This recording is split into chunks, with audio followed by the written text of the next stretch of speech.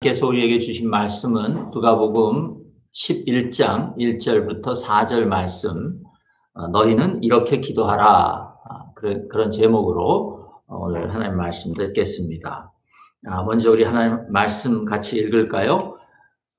함께 읽습니다. 시작. 예수께서 한 곳에서 기도하시고 마치심에 제자 중 하나가 여짜오되, 주여, 요한이 자기 제자들에게 기도를 가르친 것과 같이 우리에게도 가르쳐 주옵소서. 예수께서 이르시되, 너희는 기도할 때에 이렇게 하라. 아버지여, 이름이 거룩히 여김을 받으시오며 나라가 임하시오며 우리에게 날마다 일용할 양식을 주시옵고, 우리가 우리에게 죄 지은 모든 사람을 용서하오니 우리 죄도 사하여 주시옵고 우리를 시험에 들게 하지 마시옵소서 하라. 예, 아멘. 제가요, 처음 예수님을 믿고 이제 그리스도인이 된 후에 처음 받았던 기도의 훈련을 아직도 잊지 못합니다. 성경 공부를 하는 그 기간 중에 이제 하루 저녁 함께 기도의 훈련을 받았는데요. 한 15명 정도가 아주 큰 예배당에 흩어져서 각각 자리를 차지하고 앉아서 1시간을 버티는 훈련이었습니다. 1시간. 전기를 다 불을 끄고 1시간 동안 기도를 해야 됐어요. 제가 왜 버티는 것이다, 기도 훈련을 받았으면서 버틴다고 하는 그 표현을 썼냐면, 그때 저는 기도가 뭔지도 모르고 어떻게 하는지도 모르고, 그런 때였기 때문에 1시간은 정말 버티지 않으면 견딜 수 없는 그런 긴 시간이었습니다.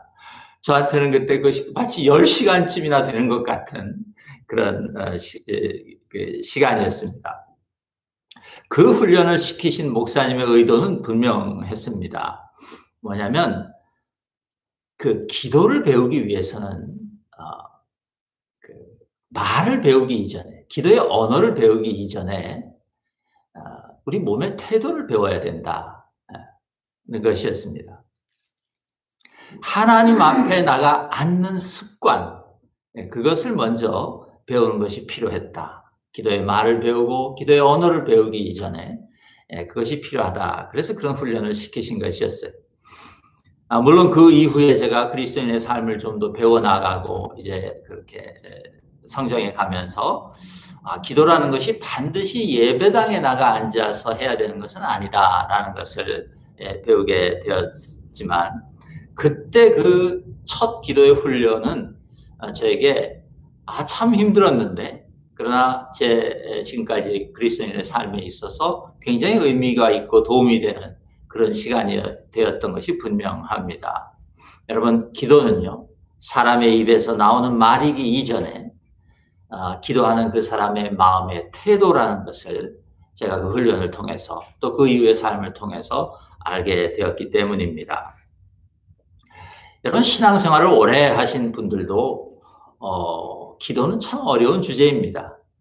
무엇을 기도해야 할지, 어떻게 기도해야 할지, 설교를 통해서 듣기도 많이 들었고 또 책을 읽으면서 배우기도 했고, 그런데 막상 일상의 삶의 자리에서, 삶 속에서 기도의 자리를 확보하는 일은 많은 그리스도인들에게 참 어렵고 힘든 일이다, 그런 고백을 듣습니다. 실제로 그래서 그렇게 기도의 시간, 기도의 자리를 마련하고 하나님 앞에 정기적으로 나가 기도하는 일은 많은 사람들에게 어려운 일이 되는 것이죠. 더군다나 기도를 얼마나 많이 하느냐, 그것은 제쳐두고라도 짧은 시간의 기도일지라도 그 시간에 내가 실제로 하나님께서 들으시는 기도를 했는가, 내가 기도했는데 하나님께서 정말 그거를 들으시는가, 그 들으셨다는 확신을 가지고 기도의 자리에서 일어나는 일은 더더욱 어려운 그런 일인 것 같습니다. 그런데 여러분, 우리에게 용기를 주고 기도에 대하여 용기를 주고 또 우리가 소망을 잃지 않을 수 있는 것은 우리 주님도 기도를 하셨다는 것 때문입니다. 예수님도 하나님이신 예수님, 하나님의 아들로 이 세상에 오셔서 하나님의 사역을 하나님 맡겨주신 사역을 감당하던 그 예수님도 끊임없이 기도하셨다. 그렇게 우리가 알려줍니다. 누가복음은 특별히 그 예수님께서 기도하신 모습을 다른 복음서들에 비해서 굉장히 자주 알려줍니다. 9장 28절에 보면요. 예수께서 베드로와 요한과 야고보를 데리고 기도하러 산에 올라가사 그런 말이 나와요. 변화산에 올라가실 때 기도하러 올라가셨다는 것이었어요. 거기에서 하나님 나라를 제자들에게 보여주셨죠. 또 9장 18절에 보면 예수께서 따로 기도하실 때에 이런 표현이 나와요. 그것은 이제 제자들에게 너희가 나를 누구라고 생각하느냐 하는 그 질문을 하시기 이전에 예수님께서 따로 기도하셨다는 그런 대목이 나옵니다. 또 6장에 가면 이때 예수께서 기도하러 산으로 6장 12절입니다. 이때 예수께서 기도하러 산으로 가사 밤이 새도록 하나님께 기도하시고 그런 표현이 나와요. 그리고 그 기도 후에 12 제자를 세우셨다 그렇게 말합니다. 또 3장에 가보면 3장 21절에 가면 백성들이 다 침례 요한에게 나와서 침례를 받자 예수님도 그에게 와서 침례를 받으시고 기도하실 때에 하늘이 열렸다 이런 말이 나옵니다. 그러니까 예수님은 그 인생과 사역의 고비고비마다 그것들을 기도를 통하여 감당하셨고 뚫고 나가셨고 그러셨다는 것을 우리 누가복음이 보여줍니다.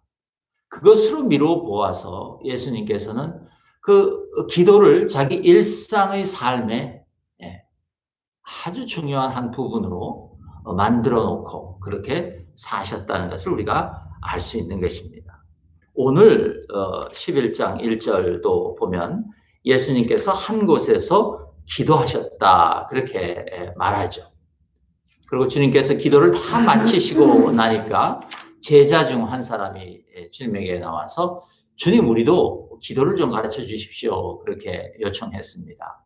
그러자 예수님께서 우리가 매주 올려드리는 그 주기도문 그것으로 제자들에게 가르쳐 주셨습니다.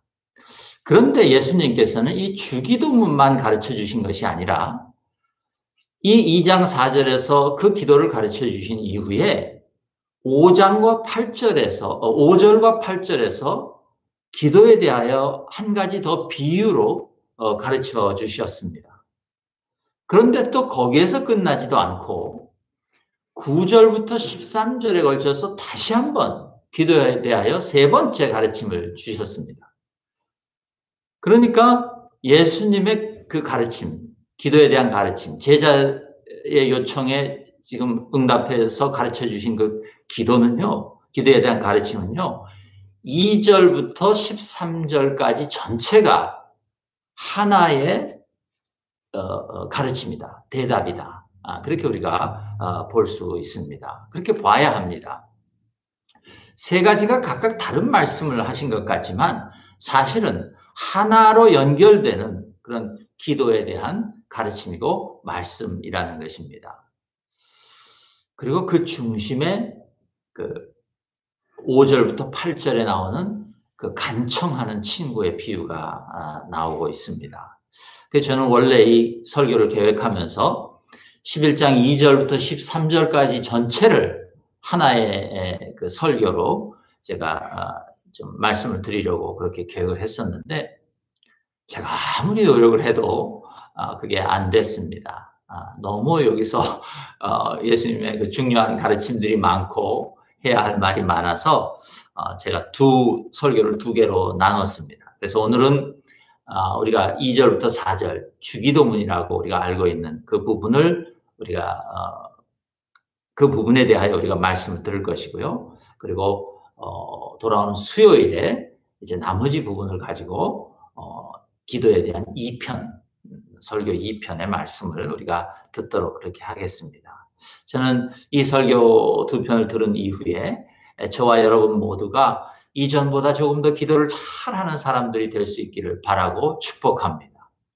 여러분, 실제 기도하지 않으면요, 기도가 무엇인지 안다고 무슨 소용이 있겠습니까? 아무 소용이 없죠. 예.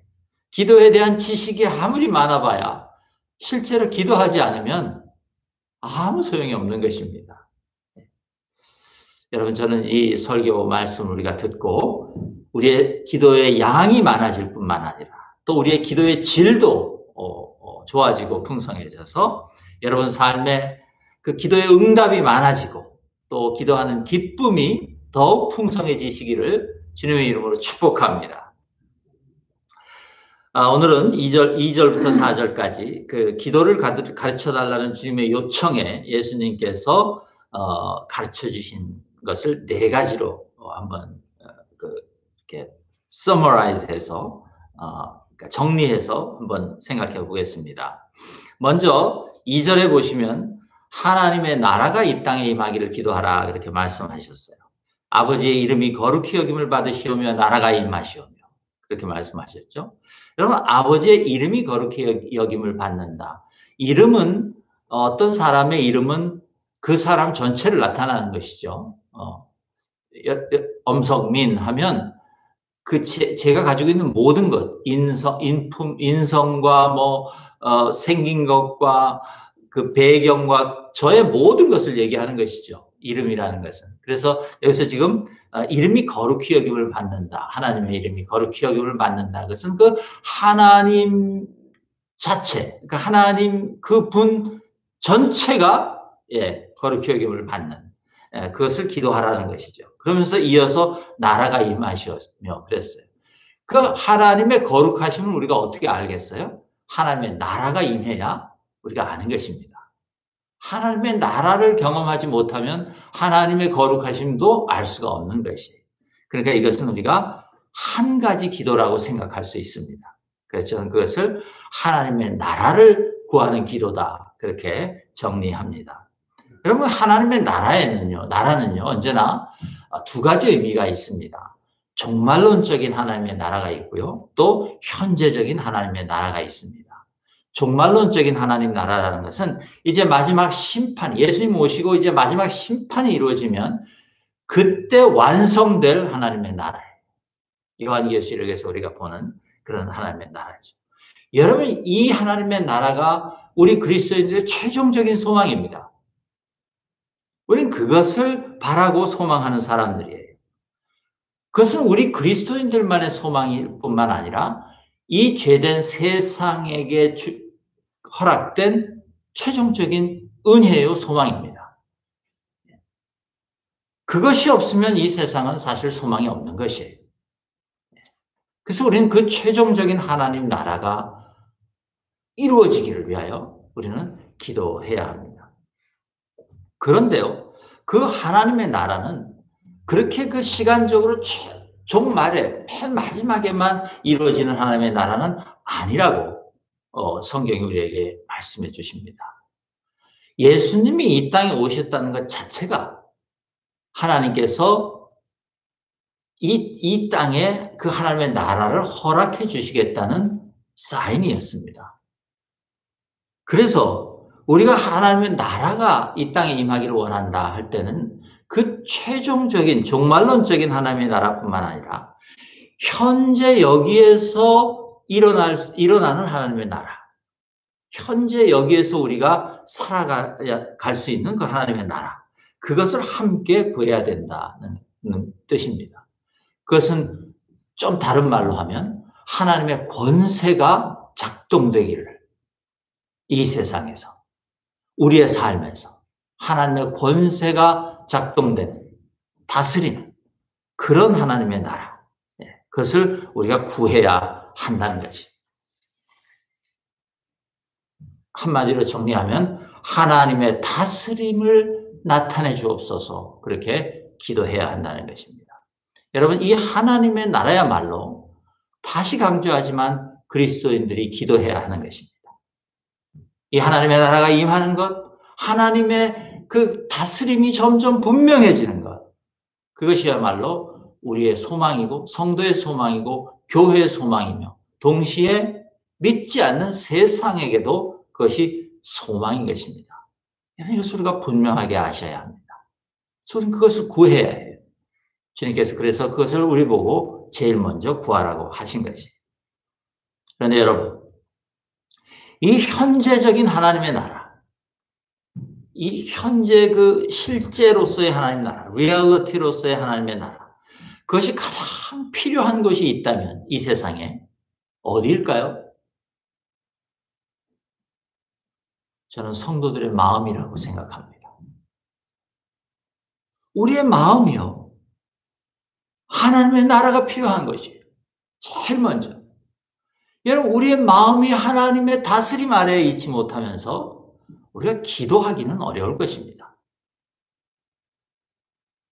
하나님의 권세를 내 마음에 인정하지 않는데 어떻게 하나님께서 이 세상을 다스리신다고 믿을 수 있으며 어떻게 하나님께서 내 기도를 들으신다고 생각할 수 있으며 어떻게 하나님께서 내 기도를 들으시고 나의 삶의 환경과 조건을 바꾸신다고 우리가 생각할 수 있을 것이며 어떻게 하나님께서 내 마음에 임재하신다고 확신하지 못하면서 하나님께서 나의 원수를 물리쳐 주실 수 있다고 생각할 수 있겠습니까? 어려운 일이죠. 불가능한 일인 것입니다. 그러므로 아버지의 이름이 거룩히 여김을 받으시고 하나님의 나라가 임하셔야 하는 첫 번째 장소는 저와 여러분의 마음인 것입니다. 아멘 하실 수 있기를 주님의 이름으로 축복합니다. 그래서 예수님께서 너희는 기도할 때 이렇게 해라 하고 기도를 가르치시면서 제일 먼저 하나님의 나라를 구하라고 말씀하신 것입니다. 여러분, 우리는 하나님의 나라가 내 마음에 임하기를 위하여 제일 먼저 구하고 기도해야 합니다. 그리고 이 세상 사람들의 마음에도 그 하나님의 나라가 임하기를 여러분 기도하시기를 축복합니다. 특별히 여러분의 원수들의 마음에 하나님의 나라가 임하시기를 기도하실 수 있기를 축복합니다. 두 번째, 주님께서 기도하라고 하신 것은 일용할 양식입니다. 3절에 말씀하셨죠. 우리에게 날마다 일용할 양식을 주시옵고 그렇게 기도하라고 하셨어요. Daily bread, 영어로. 여러분, 이것은 절대 시시한 기도가 아닙니다.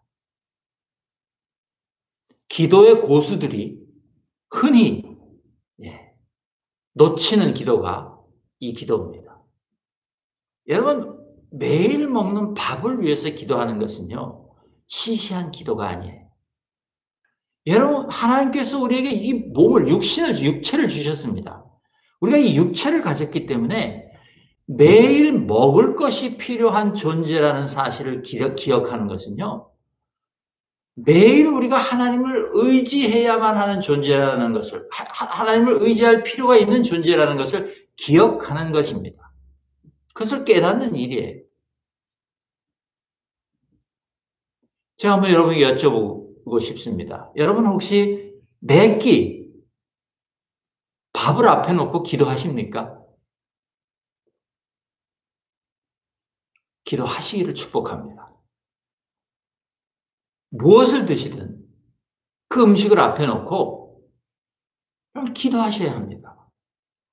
아무 의미 없이 고개만 숙이지 말고 정말 이 한 끼 밥을 주신 그 하나님을 생각하면서 진심으로 감사하시기 바랍니다. 여러분, 이것은 굉장히 중요한 우리 일상 속에서 우리가 하나님을 기억하는 행위입니다. 그것은 종교적인 행위가 아니에요. 밥을 앞에 놓고 기도하는 것은요, 그것 자체로 하나님 앞에 자기 자신을 낮추는, 겸손하게 낮추는 가장 기본적인 행위입니다. 태도입니다. 여러분, 우리가 먹는 것들, 우리 입으로 들어가는 것들은 100%가 다 하나님이 만드신 것들이라는 사실 여러분 아십니까? 그것이 아무리 공장에서 생산된 것이라 할지라도 그 기본 재료들은 다 하나님이 만드신 것에서 온 것이에요. 여러분, 이것을 빠뜨리면 우리의 일상 속에서 하나님을 기억하면서 산다는 것은 굉장히 어려울 것이에요. 제가 이런 생각을 잘 못했을 때 아주 오래전입니다. 우리 임명순 목사님께서 기억하실지 모르겠는데 저하고 한 끼 밥을 같이 먹다가 이 얘기를 해주신 적이 있어요. 이렇게 식사 기도를 하는 것이 아무것도 아닌 것 같은데 사실은 굉장히 이게 의미가 있고 중요한 기도인 것 같다 하고 목사님 깨달으셨다고 저한테 말씀해 주신 적이 있어요. 여러분 그렇습니다. 또 여기서 주님께서 말씀하신 그 일용할 양식이라는 것은요. 반드시 음식만을 의미하는 것은 아닙니다.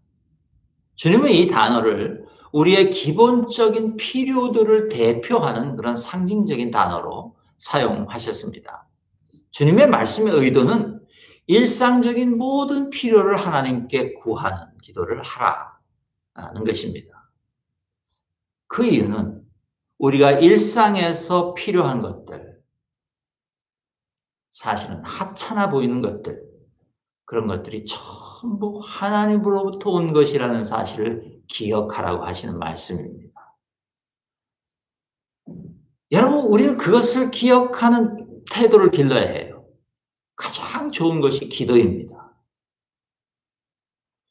여러분 혹시 옷을 하나 새로 사셨습니까? 뭐 좋은 옷이 아니더라도 그 옷을 받고 입기 전에 기도하시기를 바랍니다. 여러분 혹시 신발이 떨어져서 신발 하나를 새로 구입하셨습니까? 그 신발을 놓고 기도하시기 바랍니다. 음식이나 옷과 같은 가장 기본적이고 필수적인 우리의 필요를 위해서 우리가 기도할 때에 우리는 내 삶의 모든 것이 하나님이 공급해 주신 은혜라는 것을 잊지 않을 수 있습니다. 동시에 그럴 때에만 우리 안에 불필요한 사치가 그 사치에 대한 욕망이 생기는 것을 억제할 수 있게 됩니다. 여러분 한번 시험해 보십시오. 매일 먹는 밥, 매일 입는 옷, 신발, 매일 타고 다니는 자동차. 여러분 이런 불가피한 필수품들이 끊이지 않고 지금 나에게 공급되고 있다는 사실. 그것을 기억하시고 하나님 이것이 앞으로 남은 내 인생에서도 끊이지 않게 하여 주옵소서 기도하십시오. 여러분 그 기도하는 사람에게 반드시 하나님께서 더 풍성한 것들로 채워주실 줄 믿습니다. 그리고 그것들을 인하여 기도하지 않는 사람들에 비하여 그 필수품들을 위하여 어떻게 보면 모두가 가진 것 같고 하찮아 보이는 것들을 위하여 기도할 때에 여러분 우리 영혼이 평안을 얻습니다. 왜냐하면 불필요한 사치를 우리가 그 사치에 대한 욕망을 억제할 수 있기 때문에 그렇습니다. 그 욕망에서 우리를 자유롭게 해줍니다. 그런데 여러분 주님께서 주의할 것을 한 단어로 넣어주셨어요. 거기에 그 기도를 하면서 주님께서 daily bread를 구하라고 하셨지 lifetime bread를 구하라고 하지 않으셨어요. 그러니까 한 번에 daily bread 매일 먹을 것들을 구하라고 하셨지 하나님 저 이런 거에서 좀 벗어나고 싶어요. 너무 힘들어요. 이 먹고 사는 일 걱정하는 게. 그러니까 한 번에 좀 내 창고에 평생 먹을 걸 좀 넣어주세요. 그렇게 기도하라고 하지 않으셨다 그 말. daily라는 말은 그 말입니다. 여러분. 왜 그걸 기도하지 말라고 하셨을까요? 우리 주님께서. 여러분 우리 창고에요. 우리 평생 먹을 게 쌓여 있으면요. 여러분 절대 하나님을 의지하지 않습니다. 여러분 인생에 하나님이 필요가 없어지는데요. 그 쌓인 것을 의지하게 될 것입니다. 그리고 그 쌓인 것을 보호하기 위해서 여러분의 삶이 두려움에 쌓이게 될 것이에요. 그것이 사라질까? 그것이 없어질까? 그것을 뺏길까? 두려워하게 될 것이. 주님은 우리가 매일 필요한 것을 구하라고 하셨지 평생 필요한 것을 쌓아놓고 살게 해달라고 기도하라고 가르쳐주지 않으셨다는 사실을 아셔야 합니다. 여러분, 그렇게 우리가 일용할 양식을 구하는 기도는요, 우리를 겸손하게 만들어줍니다. 하나님을 매일 의지해야 하는 그 필요를 깨닫기 때문에 우리를 겸손하게 하는 것이고, 또 그런 기도를 하는 사람의 그 마음에 하나님의 나라가 임할 것은 너무도 분명한 것입니다. 여러분, 이 기도 끊이지 않고 하실 수 있기를 주님의 이름으로 축복합니다. 세 번째가 죄의 용서를 구하는 기도입니다. 4절 앞절에 그렇게 말씀하셨죠. 우리가 우리에게 죄 지은 모든 사람을 용서하오니 우리 죄도 사하여 주시옵고, 그렇게 기도하라고 하셨어요. 여러분, 이 말씀은요, 참 논란이 많은 그런 말씀입니다. 그냥 우리가 이 구절을 읽으면 주님께서 하신 말씀을 이렇게 잘못 이해하게 되는데요. 너희들이 다른 사람을 용서하면 하나님도 그 대가로 너희를 용서해 주실 것이다. 그렇게 이해할 수 있게 됩니다. 근데 주님은 그렇게 말씀하신 것이 아닙니다. 여러분, 우리는 너무도 분명하게 주님의 다른 가르침들을 통해서 우리가 하나님의 용서를 받는 것은 우리의 공로 때문이 아니라는 것을 우리가 압니다. 오직 예수 그리스도의 은혜 때문에 우리가 예수 그리스도께서 우리의 죄를 위하여 십자가에서 다 그 죄의 대가를 치러주셨기 때문에 우리가 하나님의 용서를 받을 수 있는 자들이 되었다는 사실을 우리는 너무도 명백히 압니다. 또 주님은 분명히 그렇게 가르쳐 주셨어요. 그렇다면 여기서 지금 하신 주님의 말씀은 무슨 뜻인가? 몇 가지 해석이 가능합니다만 저는 이렇게 생각합니다.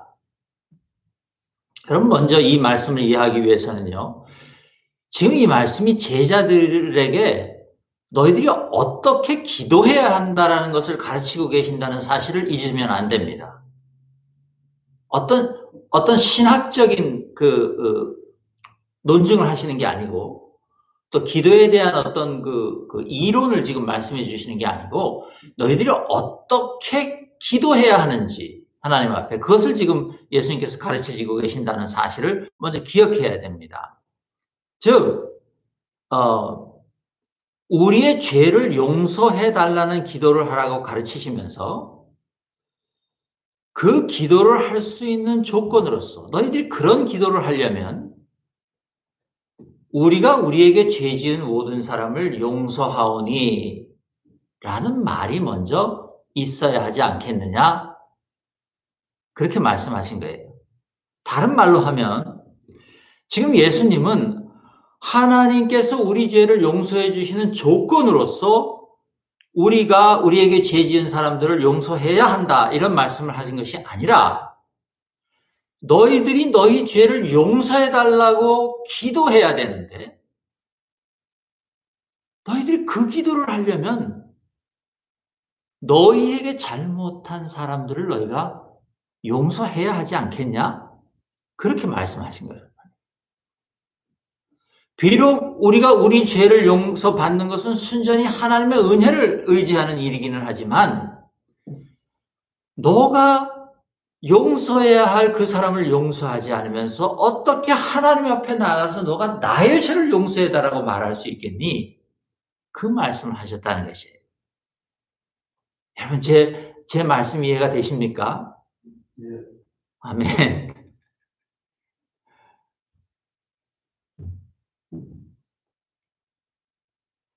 여러분, 이 말을 제가 다른 말로 좀 이렇게 부연 설명을 해드리면, 지금 주님께서는 너희들이 기도를 가르쳐달라고 그랬지, 그럼 하나님 앞에 죄를 용서해달라는 기도를 해야 하는데, 그러려면 너희들도 다른 사람을 용서하는 습관을, 매일의 습관을 들여야 되지 않겠느냐, 그 말씀을 하셨다는 것이에요. 그런데 여러분, 그 말씀을 하시면서 주님께서는 우리가 우리에게 죄 지은 모든 사람을 용서하라고 그러셨어요. 여기 보면 그렇죠? 모든 사람을 용서하라고 하셨죠? 여러분, 그게 무슨 말이에요? 우리가 용서해야만 될 나쁜 인간들이 그렇게 많다는 것을 주님도 아셨다는 것이에요. 우리 인생에, 우리 삶에 우리가 용서해야 할 사람들이 그렇게 많다는 걸 주님이 아신다, 그 말이에요. 그러니 하나님께서 용서해 주셔야 할 나쁜 인간은 얼마나 많겠습니까? 여러분, 음식을 매일 먹어야 하는 것처럼요, 용서도 매일의 습관으로 만드셔야 합니다. 용서를 어떤 라이프타임 이벤트로 만드시면 안 돼요. 인생에 몇 번 있는 어떤 거창한 큰 일로 만들면 안 된다, 그 말이에요. 용서라는 것을. 그러면 어려워져요.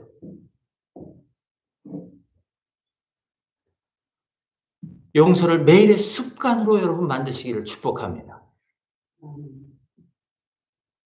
제가 여러분 권면합니다. 분을 품은 채로 잠자리에 들지 않기를 연습하십시오. 자기 전에 화를 풀어야 합니다. 그냥 안 돼요. 연습하셔야 돼요.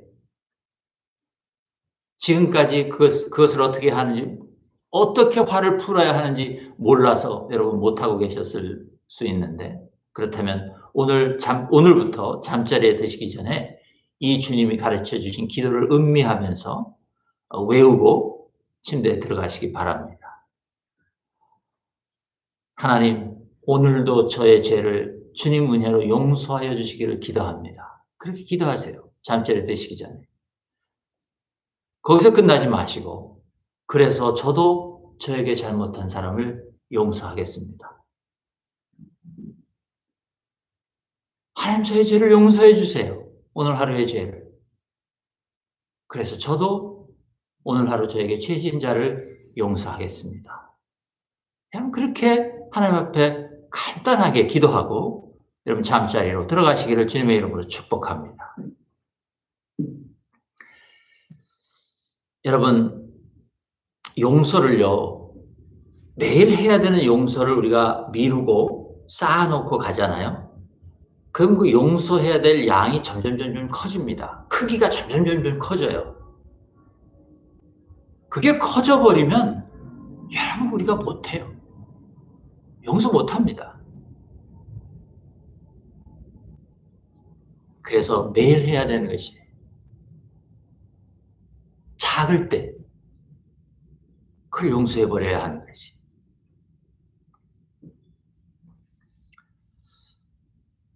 매일매일 용서를 구하고 또 다른 사람을 용서하는 그 잠자리에 하나님의 나라가 임하지 않겠습니까? 아멘. 매일 밤 주님께서 여러분에게 편안한 잠을 주실 거라고 믿고 축복합니다. 네 번째, 하나님께서 기도하라고 하신 것이 뭐냐면 시험에 들지 않게 해주십시오, 그런 기도입니다. 4절의 후반부에 보면 우리를 시험에 들게 하지 마시옵소서 하라. 우리를 시험에 들지 않게 해주십시오, 그렇게 기도하라는 것이죠. 이 말씀도 우리가 좀 잘 유의해서 들어야 합니다.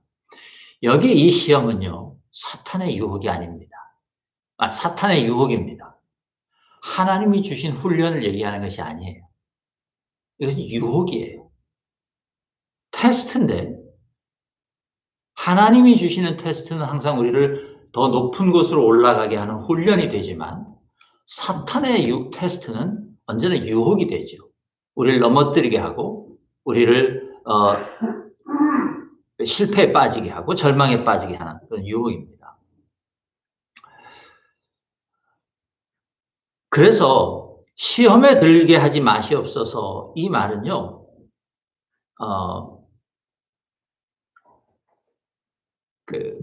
유혹이, 그래서가 아니고, 그리고 이 시험에 들게 하지 마시옵소서, 이 말은 그 유혹이, 사탄의 유혹이 없어지게 해 주시옵소서, 그 말씀이 아니에요. 그렇게 기도하라는 것이 아니에요. 왜냐하면 여러분 잘 보세요. 시험에 들게 하지 마시옵소서, 이렇게 구하라고 그랬어요. 여러분, 만약에 시험이 없게, 시험이 없게 해 주십시오 기도하려면 시험 받지 않게 해 주시옵소서 이렇게 기도해야 됩니다. 그런데 지금 예수님 분명히 시험에 들지 않게 기도하라고 말씀하셨어요. 여기서 이 시험에 든다 하는 이 단어는요, 영어로 enter예요. enter. 문 열고 들어가는 것. 그러니까 하나님 앞에 기도하면서 하나님, 제가 그 사탄의 유혹이 올 때 문 열고 들어가지 않게 하여 주옵소서, 그렇게 기도하라는 것이에요. 여러분, 주님께서는 우리 일상의 삶에 얼마나 많은 유혹의 문이 열리는지를 잘 아세요. 우리가 주님을 따라 걸어가는 그 길에 사탄이 하는 일은요, 우리가 계속해서 한눈을 팔게 하는 것입니다. 주님을 따라 걸어가면서도, 주님과 동행하면서 가면서도 계속 한눈을 팔게 만드는 것이에요. 그게 사탄이 하는 일입니다. 여러분, 디즈니랜드에 대부분 다 가보셨을 텐데, 제가 기억나는 코너 중에 하나가, 무슨 동굴 같은 데를 이렇게 기차를 타고 들어갔는지 아니면 걸어서 들어갔는지, 아마 기차를 타고 간 것 같아요. 그럼 기차를 타고 이렇게 가는데, 이렇게 동굴이, 이렇게 작은 동굴인데, 가다 보면 그 컴컴한 동굴인데, 갑자기 옆에서 문이 열리면서 뭐가 무서운 것이 확 나타나서 소리를 지르고 우리를 깜짝 놀라게 하는 그런 것들이 있었던 그 기억이 납니다. 오래전이지만. 그러니까 사람들이 가는데 막 열려요, 문이. 어디서 열릴지 몰라. 깜깜하니까. 그러면 사람들이 깜짝깜짝 놀라면서 막 소리를 지르면서도 얼마나 재밌어 하는지 몰라, 그거를요. 그 기차를 탄 사람들이 너무 재밌어요. 그 무서운 것들이 나오는데도. 우리가 믿음으로 걸어가는 이 삶의 길에요, 사탄들이 갑자기 그렇게 문을 엽니다. 그럼 우리가 그 문이 열리면 안 볼 수가 없어, 거기를. 보게 되는 것이. 우리 시선을 자꾸 거기로 돌리게 만드는 것이. 그런데 여러분, 아셔야 되는 것이 있습니다. 사탄이 여는 문은요, 문이 열리면 그 안에 무서운 것이 있지 않습니다. 내가 눈을 돌려버리게 되는 그런 무섭고 흉악한 것들이 나타나지 않는다, 그 말이에요. 그 문에는. 그 문이 열리면. 사탄이 우리 인생 속에서 열어주는 문들이 열리면요, 귀신 같은 것들이 나타나는 것이 아니고 재밌고 흥미로운 것들이 나타납니다. 우리의 관심을 끌만한 것들이 나타나요. 여러분, 만약 사탄이 문을 열어서 우리에게 무섭고 두려운 것을 보여주면 우리가 그것을 쳐다보겠습니까? 안 쳐다봅니다. 또 한두 번 쳐다봤다 할지라도 한두 번 속지 3번 속겠습니까? 우리가 그런 바보가 아니라는 것을 사탄도 그 정도는 다 아는 것이에요. 사탄은 문을 열어서 우리가 관심 있어 할 만한 것, 재밌어 하는 것, 흥미를 가질 만한 것, 그런 것들을 열어준단 말이에요. 그 안으로 들어가면 안 된다, 그 말이에요. 예수님께서 너희들이 그 안으로 들어가지 않기를 위하여 하나님 앞에 기도하라고 가르쳐 주시는 거지. 여러분, 사탄이 여는 문은요, 때때로 재밌고 흥미 있는 것, 관심 있는 것뿐만 아니라 선한 일처럼 보이는 문을 엽니다. 의로운 것처럼 보이는 문을 열어줘요. 여러분, 그게 자기의라는 문이고 자아실현이라는 문이에요. 그 문 속으로 들어가면 내가 더 의로운 사람이 될 수 있을 것 같고 내 자아를 실현할 수 있을 것 같아요. 여러분, 인간이 자기 자아를 실현한다는 것이 얼마나 지독한 죄인 줄 여러분들 아셔야 돼요. 여러분, 우리는 자기를 실현하기 위해서 창조된 존재가 아니에요. 우리는 무엇 때문에 창조된 존재예요? 하나님의 영광을 위해서 창조된 존재입니다. 우리는 하나님의 영광을, 우리 삶에서 하나님의 영광이 실현될 때 비로소 참된 우리의 자아도 실현이 되는 것이에요. 그럴 때 참된 의가 우리 안에서 충만하게 되는 것이에요. 그런데 사탄이 열어주는 선해 보이고 의로워 보이는 문들이 있다 그 말이에요. 그것에 들어가지 않도록 기도해야 된다고 예수님께서 말씀하시는 것이에요. 또 한 가지 그 사탄이 여는 문이 종교의 문입니다. 종교적인 행위를 죄송합니다. 종교적인 행위들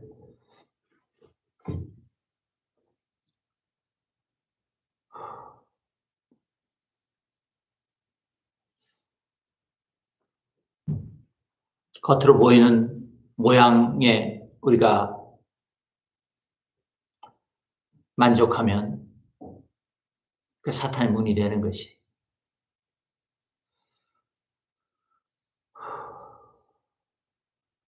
여러분 이런 유혹의 문이 열릴 때 우리가 들어가면요.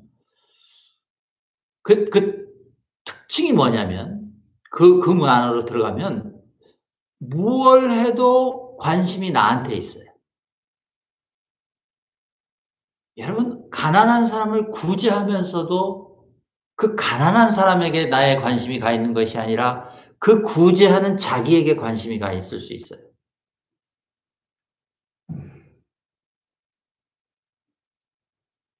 예배를 드리는데 예배를 드릴 때 우리의 관심은 하나님에게 가 있어야 해요.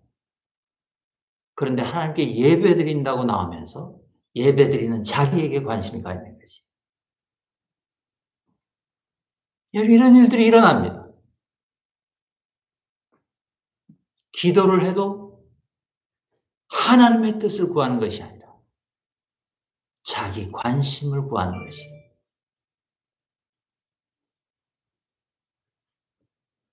여러분 시험에 들지 않게 하옵소서 구하라고 하신 예수님의 그 권면은요. 내가 그런 문으로 들어가지 않게 하여 주옵소서 기도하라는 것이에요. 여러분 다시 한번 강조해서 말씀드립니다. 사탄의 유혹은 고난으로 오기보다는 멋지고 탐스러운 모양으로 나타난 경우가 대부분입니다. 명심하셔야 돼요.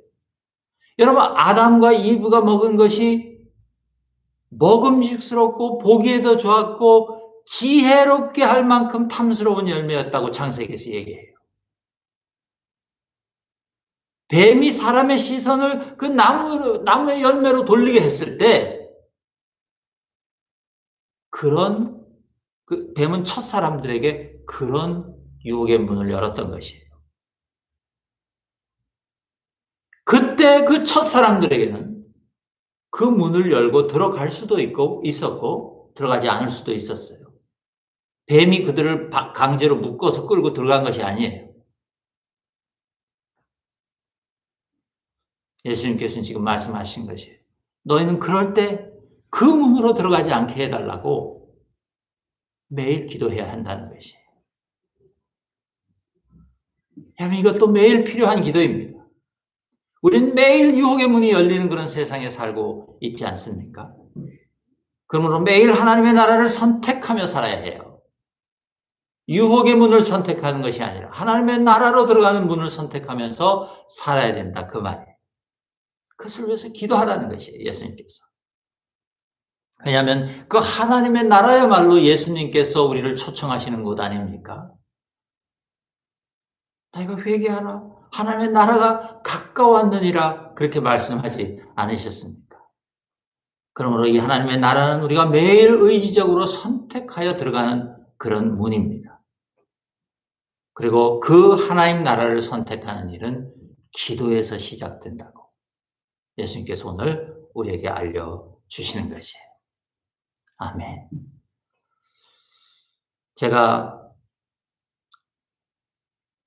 이 설교를 이제 거의 다 마쳤는데 준비를 다 끝냈는데 사실은 어젯밤에 그 미얀마에 계시는 그 이경희 선교사님으로부터 이메일 편지를 하나 받았습니다. 그래서 제가 그것을 좀 읽어드리고 오늘 설교 결론으로 대신할까 합니다.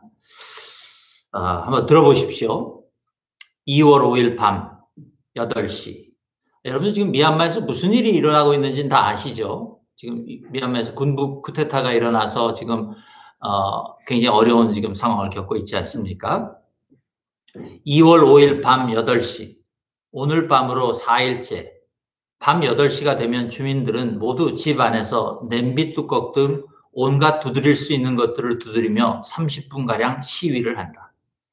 길거리로 나갈 수 없으니까 집 안에서 전부 냄비 뚜껑을 두드리면서 지금 그 저항을 하고 있는 것이에요. 총과 권력을 가진 자들이 무서워 이렇게나마 소리를 낸다. 너무 슬프고 안타까운 현실이다. 지금 이것이 꿈인가 생시인가 싶다. 자유가 어떤 것인지 더 절실해진다. 나도 한 5분간 냄비 뚜껑 2개를 양손에 잡고 집안에 불을 다 꺼놓고 소리를 내보았다. 속이 시원해졌다. 코로나와 국가 비상사태로 이어져 지쳐있던 마음에 생기가 도는 듯했다. 세상의 권력은 자신들의 힘을 행사하기 위해서 모든 것을 차단한다. 전화와 인터넷 선을 막고 또 도로를 막았다. 하늘길도 막았다. 주민들이 자유를 달라는 소리를 낼 때 나는 손을 하늘 향해 높이 들고 소리 높여 기도한다. 주님, 이 나라를 긍휼히 여기시며 구원하여 주소서. 이 나라의 영혼들을 위해 평소에 많이 기도하지 못했음을 고백한다. 누구나 자신의 소리가 있다. 표현할 자유가 있다. 이렇게라도 자신들의 소리를 낼 수 있다는 것이 참 감사하다. 나의 압력으로 인해서 누군가가 소리를 내지 못했던 상황이 있었던가 반성하게 된다. 나도 앞으로 더 내 소리를 내면서 살 것이다. 나와 함께하는 사람들도 자신들의 소리를 자유롭게 낼 수 있는 환경을 만들어 가도록 힘 닿는 대로 돕고 싶다. 2월 6일 오전 10시 30분. 드디어 모든 인터넷이 끊어졌다. 어제 지역 선교회 대표는 혹시 인터넷이 끊길 것을 대비해서 시그널을 다운받으라고 권했다. 다운받아 놓기는 했지만 마음 한켠에서는 이번 기회에 좀 쉴 수 있겠네 라는 기대도 있었다. 와이파이가 없는 예전의 세상이 그리운 마음도 있었다. 그런데 막상 모든 인터넷 연결이 단절되고 보니 적어놓은 메일이 안 나가고 카톡 메시지도 들어오지 않는다. 더 자유로울 것 같았던 내 마음에 막연한 불안감이 들어온다. 이런 상황이 계속되면 어떡하지? 여기에서 잘 지내고 있다고 하더라도 연락이 끊기면 우선 한국에 있는 가족들과 동역자들이 염려할 것이 걱정된다. 주님만 바라보고 하늘로 가는 기도의 줄을 더 잡아야 할 시간이다. 진작에 이런 구조로 삶을 살았어야 하는데 요즘 여러 개로 뻗어 있는 수많은 선의 마음을 빼앗기고 집중하지 못하며 살아온 것이 안타깝다. 주님의 긍휼을 바랄 뿐이다. 2월 7일 오후 2시 20분 인터넷이 다시 연결되었다. 외부로 소식을 전할 수 있게 되어 다행이다. 지금 큰 길에서는 사람들이 행진을 하고 있다. 히브리서 4장 16절. 그러므로 우리는 긍휼하심을 받고 때를 따라 돕는 은혜를 얻기 위하여 은혜의 보좌 앞에 담대히 나아갈 것이니라. 아멘. 이런 편지를 보내주셨습니다. 그래서 제가 본인의 허락을 받고 이것을 오늘 설교의 결론으로 여러분에게 읽어드렸습니다. 제 마음에 영감을 준 이 선교사님의 편지의 글은 중에 그 글은 주님만 바라보고 하늘로 가는 기도의 줄을 더 잡아야 할 시간이다. 진작에 이런 구조로 내 삶을 살았어야 하는데 요즘 너무 여러 개로 뻗어 있는 수많은 선의 마음을 빼앗기고 집중하지 못하며 살아왔던 것이 안타깝다. 그런 고백이었어요. 그러면서 주님의 긍휼을 바랄 뿐이다 그러셨어요. 여러분, 우리가 오늘과 이제 수요일에 기도에 대한 예수님의 가르침을 우리가 배울 텐데 여러분 이 말씀을 통해서 여러분 불필요한 여러분의 영혼에 또 여러분의 마음에 연결되어 있는 불필요한 선들을 끊어내실 수 있기를 주님의 이름으로 축복합니다.